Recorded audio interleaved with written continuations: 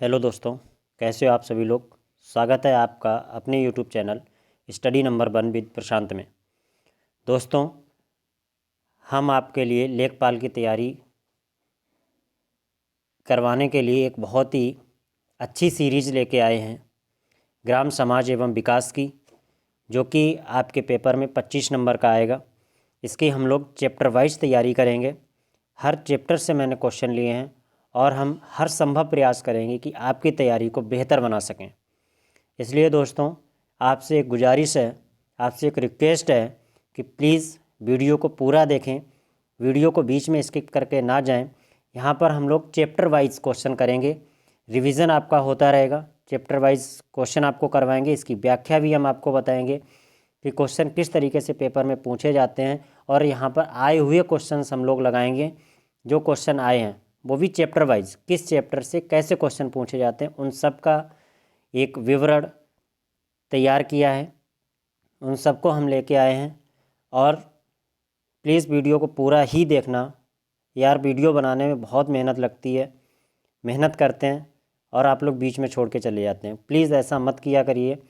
अगर वीडियो अच्छी लगे, सीरीज़ अच्छी लगे, तो प्लीज़ अपने दोस्तों को भी शेयर करना और लाइक करना और कमेंट्स करके हमें बताना कि आपको वीडियो कैसी लगी है।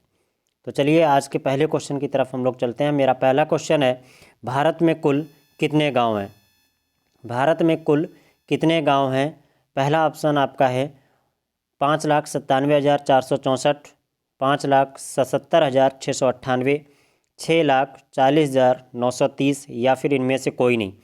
इसका राइट आंसर होगा 6,40,930। यानी भारत में कुल गांवों की संख्या कितनी है? 6,40,930।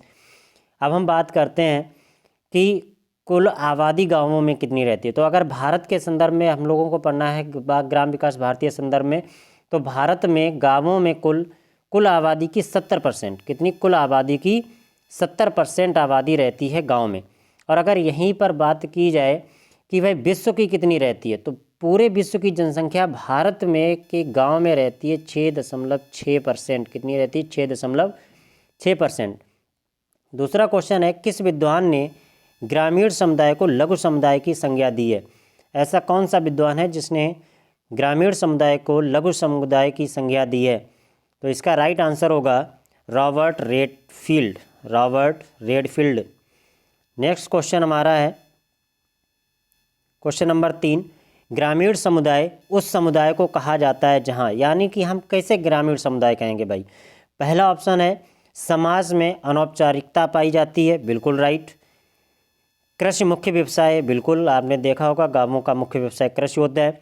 प्राथमिक समूहों की प्राथमिकता होती है, बिल्कुल राइट बात। यानी कि ये तीनों ऑप्शन सही हैं, तो इसका राइट आंसर होगा ऑप्शन नंबर डी, उपरोक्त सभी। नेक्स्ट है उपनगरीय ग्राम। उपनगरीय ग्राम वह ग्राम होता है जहाँ, यानी कि उपनगरीय ग्राम किसे कहते हैं? ग्रामीण तथा नगरीय संस्कृति मिलती है, ग्रामीण तथा नगरीय संस्कृति मिलती जुलती है। दूसरा ऑप्शन है बड़े उद्योग स्थापित होते हैं। कृषि योग्य भूमि का अभाव होता है, केवल शिल्पकार रहते हैं। केवल शिल्पकार रहते हैं, ये तो कोई बड़ी बात नहीं, कोई ज़रूरी नहीं है। कृषि योग्य भूमि का अभाव होता है, ये भी कोई ज़रूरी नहीं है। बड़े उद्योग स्थापित हों, भाई ये तो कोई ज़रूरी नहीं है कि हर जगह बड़े उद्योग स्थापित हों। तो इसका राइट आंसर है ग्रामीण तथा नगरीय संस्कृति मिलती जुलती है। यानी उपनगरीय ग्राम, उपनगरीय गांव उनको कहते हैं जहां पे गांव की और नगर की दोनों की संस्कृतियां आपस में मिलती हों, वहां उसे क्या कहते हैं? उपनगरीय ग्राम कहा जाता है। नेक्स्ट क्वेश्चन है, जनगणना 2011 के अनुसार, जनगणना 2011 के अनुसार ग्रामीण भारत की आबादी कितनी थी? बहुत ही इंपॉर्टेंट क्वेश्चन, और ये क्वेश्चन चकबंदी लेखपाल के 2015 में आया हुआ है। कब आया? तो 2015 में ये आया हुआ क्वेश्चन है, तो इसको ज़रूर ध्यान से कर लेना। तो कुल आबादी जो है भारत की 2011 की जनगणना के अनुसार ये थी 83.3 करोड़। 83.3 करोड़ आबादी रहती है भारत में। ये हमारे देश की कुल जनसंख्या का वही लगभग, अभी जैसे मैंने बताया था, लगभग 70% आबादी का है। ठीक, कुल गांव कितने हैं भारत में? अभी सबसे पहला क्वेश्चन आपको करवाया था 6,40,930।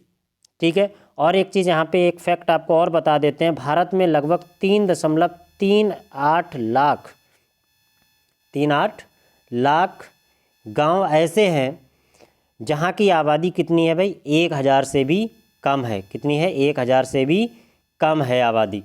नेक्स्ट क्वेश्चन है, ग्राम शब्द का सर्वप्रथम उल्लेख किस साहित्य में मिलता है? तो किस साहित्य में मिलता है? बहुत ही इजी क्वेश्चन है, वैदिक साहित्य में मिलता है। किस में मिलता है? वैदिक साहित्य में सबसे पहले ग्राम शब्द का उल्लेख मिलता है। नेक्स्ट क्वेश्चन, व्यावसायिक स्तर पर ग्रामीण क्षेत्रों में कौन सी क्रिया अधिक प्रचलित है? पता होगी भाई, बहुत इजी क्वेश्चन है कि गांवों में कौन सा व्यवसाय होता है? विनिर्माण नहीं होता है। सेवा क्षेत्र बिल्कुल नहीं होता है। मत्स्यन ये भी नहीं, जरूरी नहीं मछली पालन सभी लोग करते हैं गांव में बड़े क्षेत्रों पे, लेकिन हाँ कुछ क्रियाएं ऐसी पाई जाती हैं भाई। मत्स्य पालन भी लोग करते हैं, पशुपालन भी लोग करते हैं, लेकिन जो प्रमुख क्रिया है वो क्या है? वो है हमारी कृषि। मुख्य क्रिया क्या है? कृषि। लोग क्या करते हैं? खेती करते हैं। नेक्स्ट क्वेश्चन है, निम्नलिखित में से कौन एक ग्रामीण परिवेश की विशिष्टता को नहीं दर्शाता है जो कि गांव में नहीं हो? सरल एवं सामान्य जीवन बिल्कुल है। सामाजिक गतिशीलता का अभाव, हाँ ये भी है। श्रम के विशेषीकरण का महत्व, ये भी है। लेकिन हमसे पूछा गया नहीं दर्शाता है, जो विशिष्टता को नहीं दर्शाता है वो क्या है? एकल परिवार की परंपरा। तो हमारा राइट आंसर यही हो जाएगा, एकल परिवार की परंपरा। ये तो आंसर हमारे हो गए गलत। नेक्स्ट है हमारा, ग्रामीण समुदाय के संदर्भ में कौन सा कथन, ग्रामीण समुदाय के संबंध में कौन सा कथन असंगत है? ग्रामीण समुदाय प्राकृतिक पर्यावरण पर निर्भर है, राइट है। व्यक्ति की प्रतिष्ठा का संबंध परिवार होता है, बिल्कुल है। सभी लोग अपने परिवार से जुड़े होते हैं और अपने परिवार के प्रति कहें तो उनके परिवार को कोई भी क्षति नहीं पहुंचनी चाहिए। जनसंख्या घनत्व तो कम पाया जाता है, बिल्कुल, यानी गांव में लोग दूर दूर घर बसे होते हैं शहरों की अपेक्षा, ये भी से। विनिर्माण कार्य विकसित अवस्था में होता है, बिल्कुल नहीं होता है। यहाँ पे विनिर्माण कार्य विकसित अवस्था में नहीं होता है, तो यानी कि राइट आंसर यही है, क्योंकि हमसे क्या पूछा गया था? असंगत है। इस चीज़ को ध्यान देना है, असंगत पूछा गया था, तो इसका राइट आंसर है विनिर्माण कार्य विकसित अवस्था में होता है, ये गलत है। नेक्स्ट है, वर्तमान ग्रामीण समुदाय में किसी व्यक्ति की स्थिति का आकलन किस आधार पर नहीं किया जाता है? वर्तमान में तो किसका राइट आंसर होगा? जाति के आधार पर नहीं किया जाता है, धन पद और शिक्षा के आधार पर किया जाता है। इसके बाद है, ग्राम समुदाय का समाज शास्त्रीय महत्व किस रूप में प्रदर्शित होता है? ग्राम समुदाय का समाज शास्त्री महत्व किस रूप में प्रदर्शित होता है? इसका प्राचीन संस्कृत के संवाहक के रूप में, सामाजिक संगठन के प्रारंभिक रूप, प्रजातंत्र का आदर्श रूप, या उपरोक्त सभी। तो इसका राइट आंसर क्या होगा? उपरोक्त सभी। नेक्स्ट क्वेश्चन हमारा है, ग्रामीण विकास की दिशा में सामाजिक जीवन में क्या परिवर्तन हुआ? यानी कहने का मतलब ये है कि जो गांवों का जो विकास हुआ है उससे हमारे जो सामाजिक जीवन है उसमें क्या परिवर्तन हुआ है? तो उसमें क्या परिवर्तन हुआ भाई? जनमानी व्यवस्था की समाप्ति, जातियों के परंपरागत संबंध कमज़ोर, यानी आपसी संबंध कमज़ोर हो गए, ऐसा नहीं हुआ। संयुक्त परिवार का विघटन, ये भी कोई जरूरी नहीं, क्योंकि जो परिवार, संयुक्त परिवार किसे कहते हैं? ऐसे जिसमें चाचा चाची, मम्मी पापा या अदर जितने भी परिवार के सभी लोग होते हैं एक साथ रहते हैं, उसको कहते हैं संयुक्त परिवार। तो जब ये भी नहीं है तो सीधी सी बात ये नहीं होगा। और संयुक्त परिवार का विघटन ये भी नहीं है, यानी जजमानी व्यवस्था समाप्त हो गई है। जजमानी व्यवस्था किसे कहते हैं? जैसे कि जो कथाएं या फिर कोई आता था तो उसको जो पंडित लोग बुला के अदर क्रियाएं करवाते थे, उसको जजमानी प्रथा कहा जाता था, तो वो समाप्त हो गई है। नेक्स्ट क्वेश्चन है हमारा, महाजनी प्रथा का सर्वप्रथम उल्लेख निम्नलिखित में से प्राचीन ग्रंथ में हुआ? यानी ऐसे कौन से ग्रंथ हैं जिसमें महाजनी प्रथा का उल्लेख सबसे पहले किया गया? ये भी चकबंदी 2015 में आया हुआ है। तो इसका राइट आंसर होगा शतपथ ब्राह्मण। कौन सा? शतपथ ब्राह्मण में हुआ है। और ये क्या है? ये शतपथ ब्राह्मण हमारा यजुर्वेद का ब्राह्मण ग्रंथ है, यजुर्वेद का ब्राह्मण ग्रंथ है। नेक्स्ट क्वेश्चन है हमारा, समाज के व्यवस्थित रूप को क्या कहते हैं? बहुत ही अच्छा क्वेश्चन है भाई। समाज के व्यवस्थित रूप को क्या कहते हैं? समाज के व्यवस्थित रूप को सामाजिक प्रतिमान, सामाजिक संरचना, सामाजिक मूल्य या सामाजिक संस्था? जल्दी से कमेंट्स करके हमें बताइएगा कि क्या कहते हैं। तो इसका राइट आंसर होगा सामाजिक संरचना कहते हैं। क्या कहते हैं? सामाजिक संरचना। इसका राइट आंसर है सामाजिक संरचना कहा जाता है। इसके बाद अगले क्वेश्चन की तरफ बढ़ते हैं। मेरा अगला क्वेश्चन है सामाजिक परिवर्तन का कौन सा कारक लोगों के मकान की बनावट, खान पान, वस्त्र आदि को प्रभावित करता है? तो कौन सा करता है भाई? भौगोलिक कारक, जैविक कारक, जननांकीय कारक या प्रौद्योगिक कारक?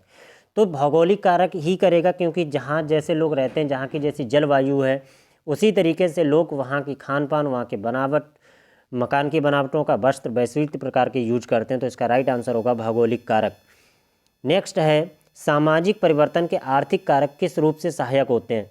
तो सामाजिक परिवर्तन के आर्थिक कारक अंतर्जातीय विवाह, प्रेम विवाह या सामाजिक विघटन या फिर ये सभी? तो इसका राइट आंसर है ये सभी। सामाजिक परिवर्तन के लिए अंतर्जातीय विवाह, प्रेम विवाह और सामाजिक विघटन सभी जिम्मेदार होते हैं। नेक्स्ट क्वेश्चन है निम्नलिखित में से कौन सामाजिक परिवर्तन का कारक नहीं है? यहाँ पे पूछा गया सामाजिक परिवर्तन का कारक नहीं होता है। तो राजनीतिक कारक बिल्कुल समाज को बदल देते हैं, सूचना प्रौद्योगिकी ये भी समाज को बदल देता है, मनोवैज्ञानिक ये भी समाज को बदल देता है, लेकिन सामाजिक गतिशीलता, सॉरी यहाँ पे ये ऊ बन गया, टाइपिंग में मिस्टेक हुई है। तो इसका राइट आंसर होगा सामाजिक गतिशीलता। ये क्या है? सामाजिक परिवर्तन का कारक नहीं है। तो right answer option number C, option number C पे जाएगा। नेक्स्ट क्वेश्चन है निम्न में से कौन सामाजिक परिवर्तन का प्रतिमान नहीं है? बिल्कुल उसी तरीके से ये भी पूछा है। तो कौन सा भाई? समरैखिक परिवर्तन बिल्कुल है। इसके बाद उतार चढ़ाव परिवर्तन बिल्कुल है, उतार चढ़ाव आते रहते हैं। चक्रीय परिवर्तन ये भी है। तो इसका राइट आंसर प्रतिमान नहीं है। देखो ये नहीं है पूछा है, ऐसे शब्दों पर हमें बहुत ध्यान देना है। नहीं है या जो नेगेटिव शब्द होते हैं उन पे बहुत ध्यान देना। तो इसका राइट आंसर होगा समतल परिवर्तन। इसका राइट आंसर क्या होगा भाई? समतल परिवर्तन। ए, सी और डी तो कट हो गए, इसका राइट आंसर है बी, समतल परिवर्तन। नेक्स्ट है, बस दो ही बचे हुए हैं क्वेश्चन। समाज में आर्थिक जगह तथा जनसंख्या के क्षेत्र में हो रहे परिवर्तन को किसके अंतर्गत देखा जाता है? इसका राइट आंसर होगा समरैखिक परिवर्तन, उतार चढ़ाव परिवर्तन, चक्रीय परिवर्तन, गुणात्मक परिवर्तन। किसके रूप में देखा जाता है भाई? अभी बताया था, किसके रूप में देखा जाएगा इस प्रकार? इसका राइट आंसर क्या होगा? सामाजिक व आर्थिक जगत एवं जनसंख्या के क्षेत्र में जो परिवर्तन होते हैं वो कौन से होते हैं भाई? उतार चढ़ाव परिवर्तन। क्योंकि देखो पैसे से रिलेटेड जो भी चीज़ें होती हैं कम ज़्यादा होती रहती हैं, जनसंख्या भी क्या है कम ज़्यादा होती रहती है। तो इसका क्या है? उतार चढ़ाव परिवर्तन इसका राइट आंसर होगा। दोस्तों मैंने पूरी वीडियो में अभी तक आपसे नहीं कहा था कि वीडियो को लाइक करें या शेयर करें या हमारे चैनल को सब्सक्राइब करें, लेकिन प्लीज़ अगर अभी भी आपने नहीं किया है तो प्लीज़ वीडियो को शेयर कर लें, वीडियो को शेयर करें और चैनल को सब्सक्राइब कर लें। और अगर अच्छी लगी हो तो प्लीज़ वीडियो को लाइक करें और कमेंट्स में हमें करके बताएं कि कैसी लगी, जिससे हमें भी पता चले कि जो हम ये क्वेश्चन की सीरीज़ लेके आए हैं ये आप लोगों को कैसी लग रही है। और हम ऐसे ही चैप्टर वाइज आपके लिए क्वेश्चन लेके आते रहेंगे। तो हमारा आज का लास्ट क्वेश्चन है मानव जीवन का शिशु, तरुण, प्रौढ़ और वृद्ध अवस्था में परिवर्तन कौन सा परिवर्तन है? कौन सा परिवर्तन है? तो ये परिवर्तन है हमारा चक्रीय परिवर्तन। दोस्तों आज के 20 क्वेश्चन यही थे। और अगर अभी तक आपने चैनल को सब्सक्राइब नहीं किया तो प्लीज़ मेरी आपसे रिक्वेस्ट है कि चैनल को सब्सक्राइब कर लें, बेल आइकन प्रेस करके नोटिफिकेशन को ऑल कर लें, जिससे कि हमारे आने वाली सभी वीडियो आप तक सबसे पहले पहुँचें। और प्लीज़ वीडियो को पूरा देखने के लिए आपका बहुत बहुत धन्यवाद। आज इतना ही रखते हैं, मिलते हैं फिर नेक्स्ट वीडियो में। तब तक के लिए थैंक यू, जय हिंद।